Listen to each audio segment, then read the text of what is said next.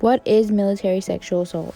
Military sexual assault can be defined by the Veterans Affairs of the United States as sexual trauma that is repetitive and threatening, as well as sexual harassment that occurs to a person while they are a member of the U.S. Armed Forces.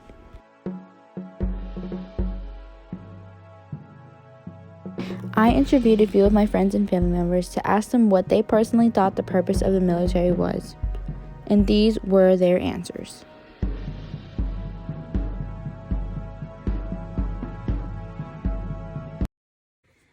Shelby, what do you think the purpose of the military is? I think the purpose of the military is to protect and serve. Heroes who dedicated their life for our freedom. This person asked to remain anonymous and unidentified.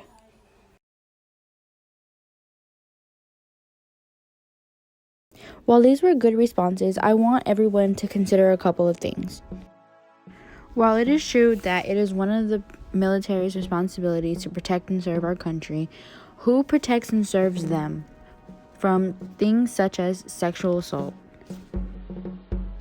This is another great response, but surely we do not expect the members of the military to dedicate their lives to fight the battles of sexual assault just for our freedom.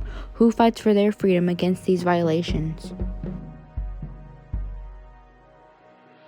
How can we expect the members of our military to be in the right mindset to fight our wars against enemies if they are experiencing sexual assault and its traumatic effects?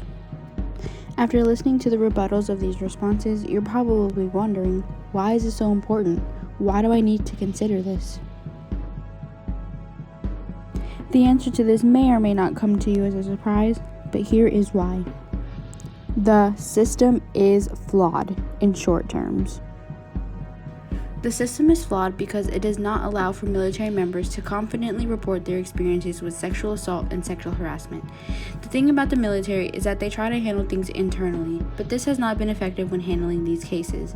Many people who report their experiences of sexual assault and harassment to people such as SHARP, a military service for these situations, do not see any justice or action taken place to help them or hold their perpetrator accountable.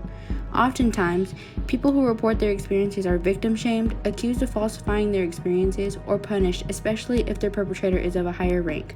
The system that involves handling these situations internally is not working. Such a system causes people to not want to report their experiences, which can be detrimental to their well-being and safety. Here are some examples in real-life situations that the system has failed military members. The story of Sergeant Elder Fernandez. Sergeant Elder Fernandez reported his experiences of sexual assault to SHARP. Although he was transferred to another unit, his report and experiences were not kept confidential to ensure his safety and well-being. This caused Elder to become harassed, bullied, and belittled by his colleagues. His superiors noticed changes in his behavior, but failed to check in with him or the situation. Elder was reported missing soon after and was later found deceased. His death was ruled as a suicide by officials. The system failed Sergeant Elder Fernandez. The story of Vanessa Guillen. The family of Vanessa Guillen publicly shared that Vanessa had been sexually harassed by a fellow service member, but she did not feel comfortable with reporting the incident. Vanessa spoke to her family about this incident shortly before going missing. After almost 2 months of being missing, Vanessa's remains were found. Foul play was involved, and many believe her death was in connection with the sexual harassment she had experienced. The system failed Vanessa Guillen.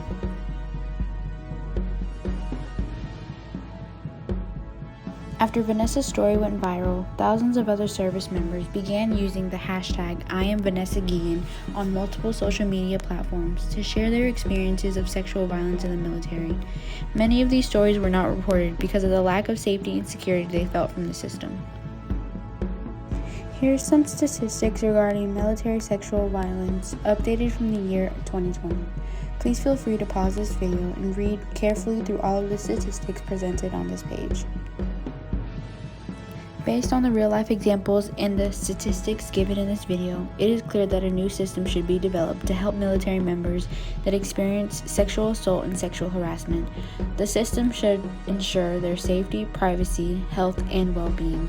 Because when this does not happen, lives are lost, safety is compromised, and trust is broken.